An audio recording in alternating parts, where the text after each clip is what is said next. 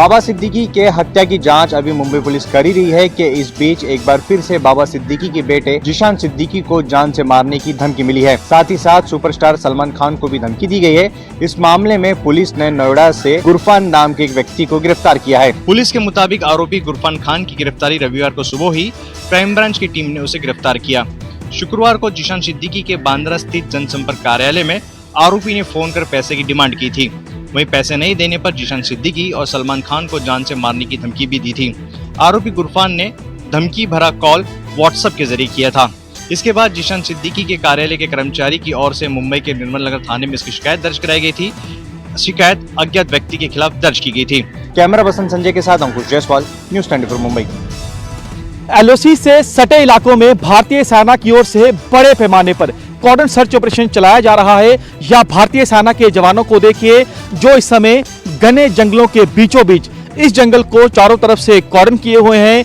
जंगल के बीचों बीच search operation को चला रहे हैं ताकि अगर पाकिस्तान द्वारा पाले गए आतंकी घुसपैठ कर इस इलाके में पहुंचे हों, उन आतंकियों का जल्दी से जल्दी खात्मा किया जाए। या आप देखिए कि बेहद ज्यादा संख्या में भारतीय सेना के जो जवान है वो इस घने जंगल को चारों तरफ से कॉर्डन किए हुए हैं। सर्च ऑपरेशन यहां पर चल रहा है। आपको बता दें कि लगातार पाकिस्तान ये कोशिश कर रहा है कि आतंकियों की ज्यादा संख्या में घुसपैठ करवाई जाए ताकि ये आतंकी जो हैं जम्मू कश्मीर में बड़े आतंकी हमले को अंजाम दे सकें। सूत्रों से ऐसी जानकारी मिल रही है कि पाकिस्तान में बने लॉन्चिंग पैड में बेहद ज्यादा संख्या में आतंकी मौजूद हैं। ये आतंकी जो हैं एलओसी के बेहद नजदीक पहुंचे हैं। जो पाकिस्तान की पोस्टें हैं आतंकी वहां पहुंचे हैं, वही जो पोस्टें हैं आतंकियों की लॉन्चिंग पैड हैं, क्योंकि आतंकी इस फिराक में है कि वो भारतीय सीमा में ज्यादा संख्या में घुसपैठ कर सकें। लेकिन आप इन जवानों को देखिए बेहद ज्यादा अलर्ट है। कैमरामैन जितेंद्र के साथ Pankaj Sharma, news 24 LOC Akhnoor sector. Jharkhand में चुनावी सरगर्मी के बीच ईडी ने भी बड़ी कार्रवाई की है।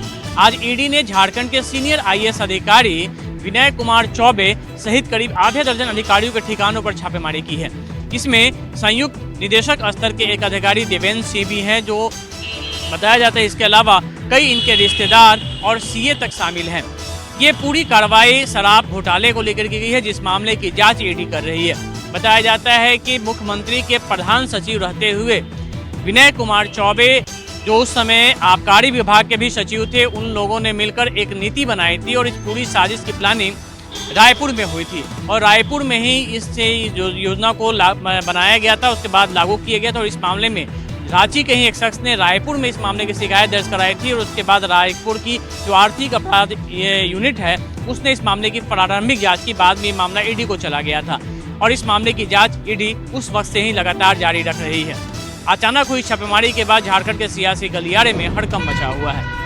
सपा मुखिया अखिलेश यादव ने पुलिस हिरासत में मौतों के मामले को लेकर योगी सरकार पर जमकर आरोप लगाए हैं। दरअसल पुलिस हिरासत में मौतों का समाजवादी पार्टी ने आंकड़ा जारी किया है जिसमें कहा गया है कि लखनऊ में ही 1 महीने के भीतर पुलिस हिरासत में लगातार 2 मौत हुई है। अखिलेश यादव ने कहा कि भाजपा सरकार में प्रदेश की पुलिस व्यवस्था को बर्बाद कर दिया गया है।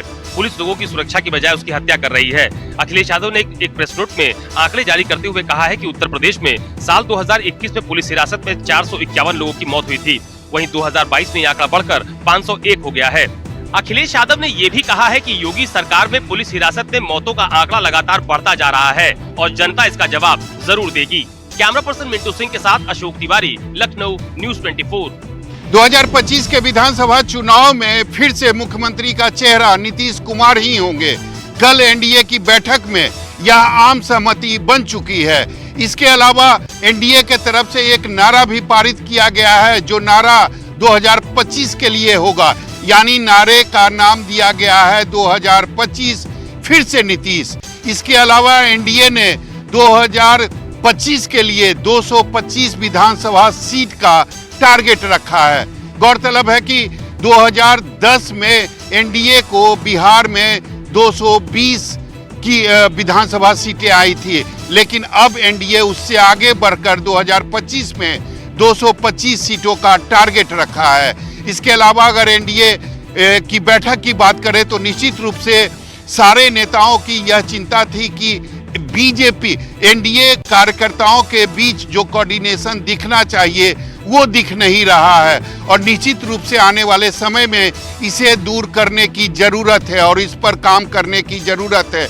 इसके अलावा नीतीश कुमार ने सबसे बड़ी बात यह कहा, उन्होंने मंत्री यानी जदयू के वरिष्ठ मंत्री विजेंद्र यादव के तरफ इशारा करते हुए कहा कि इन्हीं के कहने पर हमने 2 बार एनडीए छोड़ा है, लेकिन अब ऐसा नहीं होगा। अब हम एनडीए में ही रहेंगे, बीजेपी के साथ ही रहेंगे। कैमरामैन ऋषि के साथ सौरभ कुमार, पटना, न्यूज़ 24। कांग्रेस ने आज एक प्रेस कॉन्फ्रेंस कर कांग्रेस नेता पवन खेड़ा ने माधुरी बुच यानी सेबी प्रमुख को सवालों के घेरे में खड़ा कर दिया। दरअसल 2 दिन पहले भी राहुल गांधी और नेता विपक्ष राहुल गांधी और पवन खेड़ा के बीच का वीडियो, आपसी कन्वर्सेशन का वीडियो एक वायरल हो रहा था, जिसमें माधुरी बुच व अन्य के ऊपर आरोप लगाए जा रहे थे। आज फिर उन्होंने प्रेस कॉन्फ्रेंस कर एक और वीडियो रिलीज किया और उसमें सेबी प्रमुख पर कैसे नियमों का ताक पर रखकर फाइनेंशियल अनियमितताएं की हैं, उसको लेकर कई गंभीर सवाल खड़े कर दिए हैं। दरअसल कई दिन से सेबी प्रमुख को कांग्रेस पार्टी के नेता पवन खेड़ा लगातार घेर रहे हैं। अब राहुल गांधी भी, नेता विपक्ष राहुल गांधी भी उनके साथ मिलकर कई सेबी में जितनी अनियमितताएं सेबी प्रमुख द्वारा की जा रही हैं, उनको पब्लिश करने के लिए एक वीडियो लगातार रिलीज कर रहे हैं। विनय सिंह, न्यूज़ 24 दिल्ली। यूपी के प्रताप, न्यूज़ 24। लंबे इंतजार के बाद बनी मध्य प्रदेश की कांग्रेस की कार्यकारिणी पर कांग्रेस के दिग्गज नेता ही सवाल खड़े कर रहे हैं। पहले दिग्विजय सिंह के भाई लक्ष्मण सिंह और अब मध्य प्रदेश के पूर्व मुख्यमंत्री अर्जुन सिंह के बेटे और कांग्रेस के मौजूदा विधायक विंध्य क्षेत्र से आने वाले अजय सिंह राहुल भैया ने सवाल खड़े किए हैं। सवाल तो ठीक है, उन्होंने मध्य प्रदेश कांग्रेस के जो चीफ हैं उन पर जीतू पटवारी, उनको भी घेरा है। दरअसल पूरा मामला इससे जुड़ा हुआ है कि मध्य प्रदेश कांग्रेस की 10 महीने बाद नई कार्यकारिणी जारी हुई।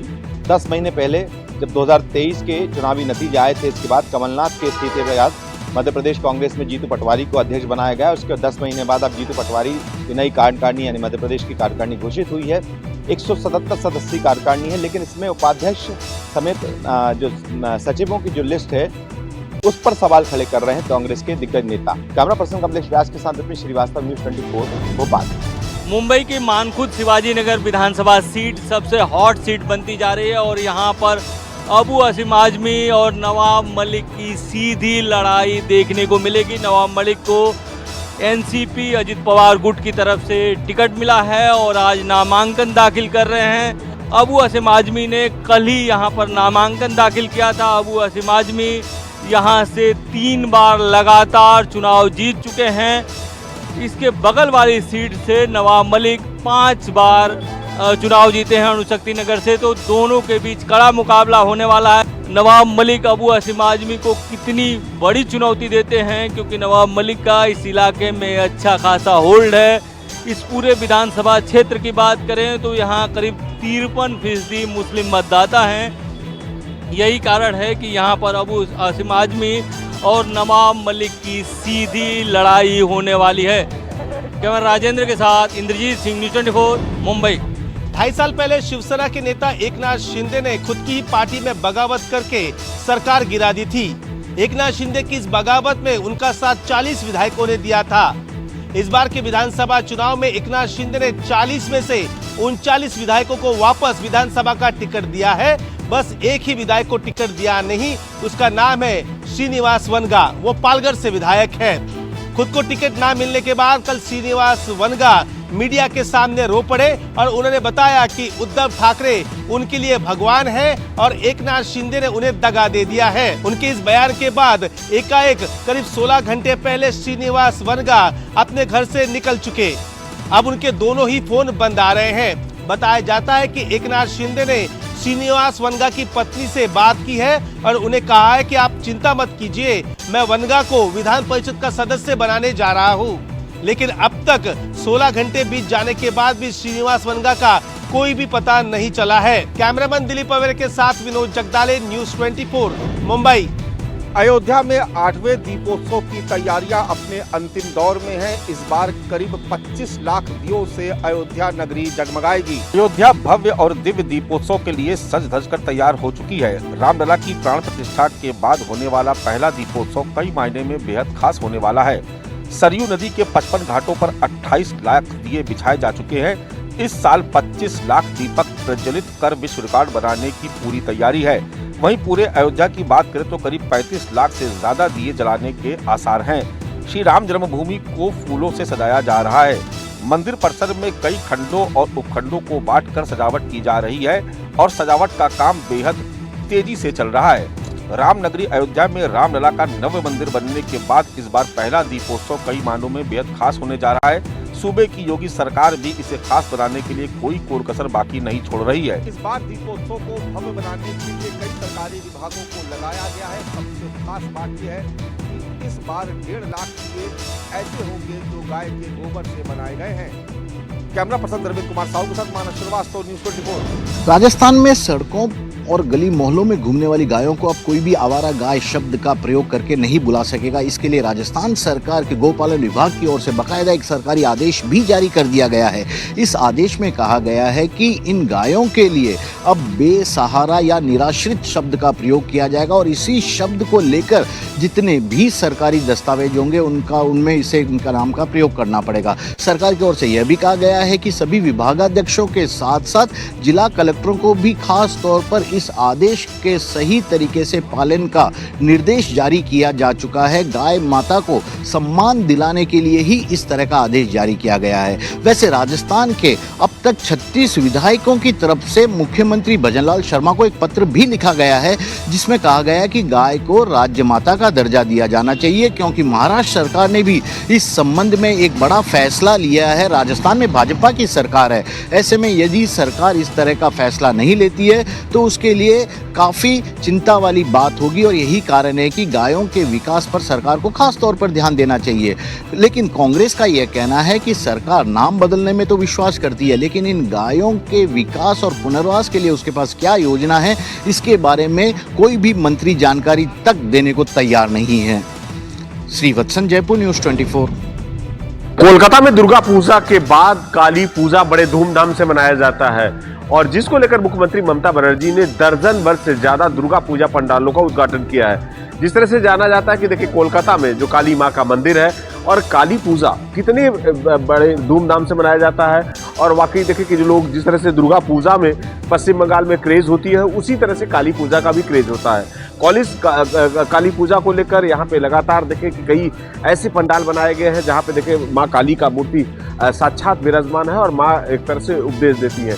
यानी साफ तौर पे कहते हैं कि जो कलकत्ता काली वाली यानी माँ काली का ये यहाँ पे सबसे ज़्यादा पूजा अर्चना किया जाता है, जिसको लेकर लोग भक्त हैं पंडालों में आते हैं और वाकई साक्षात माँ काली के स्वरूप को यहाँ पे विराजमान किया जाता है। तो कह सकते हैं इसको लेकर मुख्यमंत्री ममता बनर्जी लगातार काली पूजा के पंडालों में जा रही हैं, ढाक बजा रही हैं। कैमरामैन पंकज के साथ मनोज पांडे, न्यूज़ 24, कोलकाता। बिहार की राजधानी पटना में धनतेरस की रौनक सुबह से ही दिखाई दे रही है।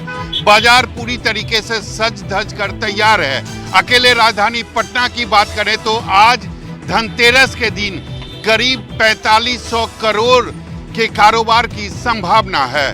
धनतेरस में पटना का संभावित बाजार की बात करें तो सराफा में 700 करोड़, ऑटोमोबाइल में 600 करोड़, इलेक्ट्रॉनिक्स में 500 करोड़ और रियल एस्टेट की बात करें तो इसमें करीब 400 करोड़ के कारोबार होने की संभावना है।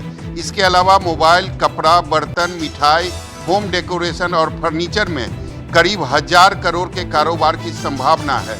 लोगों ने अपनी खरीदारी सुबह से ही शुरू कर दी है। धनतेरस के दिन खरीदारी करना काफी शुभ माना जाता है, इसीलिए आज सभी लोग बढ़ चढ़ कर खरीदारी करते हैं। कैमरामैन ऋषि के साथ सौरभ कुमार, पटना, न्यूज़ 24।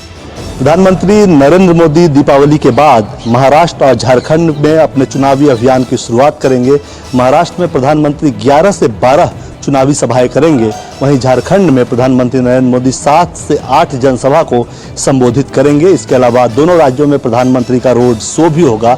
आपको बता दें कि महाराष्ट्र में 288 सीटें हैं, बीजेपी 150 प्लस सीटों पे चुनाव लड़ रही है, जबकि झारखंड की 81 में से 68 सीटों पे बीजेपी चुनाव लड़ रही है। झारखंड में 13 तारीख को मतदान होगा, वहीं महाराष्ट्र में 20 तारीख को मतदान होगा। जाहिर तौर पे उससे पहले लगभग 1 महीने के आसपास का लंबा कार्यक्रम है, जिसमें कि लगातार चुनावी रैलियां होंगी और मुख्य तौर पर इन दोनों राज्यों में, जहां झारखंड में एनआरसी जैसे मुद्दे प्रमुख हैं, बाहरी घुसपैठियों का मुद्दा प्रमुख रहेगा, वहीं महाराष्ट्र में रिजर्वेशन, इसके अलावा महिलाओं और युवाओं के लिए कई तरह की जन कल्याणकारी योजनाओं की घोषणा बीजेपी के द्वारा की जाएगी। महाराष्ट्र में संयुक्त घोषणा पत्र आने की संभावना है, जबकि झारखंड में बीजेपी अपना घोषणा पत्र अलग से जारी करेगी। कैमरामैन दीपक के साथ कुमार गौरव, न्यूज़ 24 दिल्ली। दिवाली से पहले मध्य प्रदेश में मिलावटी मावा पकड़ने को लेकर कार्रवाई हो रही है। मध्य प्रदेश की राजधानी भोपाल में भी लगातार कार्रवाई की जा रही है खाद्य विभाग की तरफ से। और आप पीछे देखेंगे तो ये जो बस है, यहाँ पर ISBC के पास जो बस है, इस बस से मावा बरामद किया गया है। 16 क्विंटल मावा है और ये मावा ग्वालियर से लाया गया था। उसकी खेप देखिए तस्वीरों में कि ये मावा यहाँ से जब्त किया गया है खाद्य विभाग की तरफ से। और अलग अलग आप देखेंगे तो यहाँ पर 2 ऑटो में रखकर ये जिसके सैंपल लिए गए थे और इसको यहाँ से ले जाया जा रहा है। खाद्य विभाग की टीम है यहाँ पर और बड़ी भारी मात्रा में ये मावा यहाँ से बरामद किया गया। इससे पहले भी 90 क्विंटल जो मिलावटी मावा है वो बरामद किया गया था। खाद्य विभाग की टीम यहाँ पर लगातार काम कर रही है और इस तरह से जो बस है वहां पर चेक कर रही है। इसी बस से ये मावा बरामद किया गया। मध्य प्रदेश के अलग अलग जिलों में भी इसी तरह की कार्रवाई की जा रही है। खाद्य विभाग की टीम यहाँ पर इस तरह से काम कर रही है और बसों को चेक कर रही है। मध्य प्रदेश के ग्वालियर, चंबल या भिंड, मुरैना वो इलाके हैं जहां पर मावा बनता है। मावा, इसके अलावा पनीर और बाकी खाद्य पदार्थ है जिनकी सप्लाई की जाती है देश के अलग अलग हिस्सों में। कैमरा पर्सन कमलेश व्यास के साथ विपिन श्रीवास्तव, न्यूज़ 24 मध्य प्रदेश।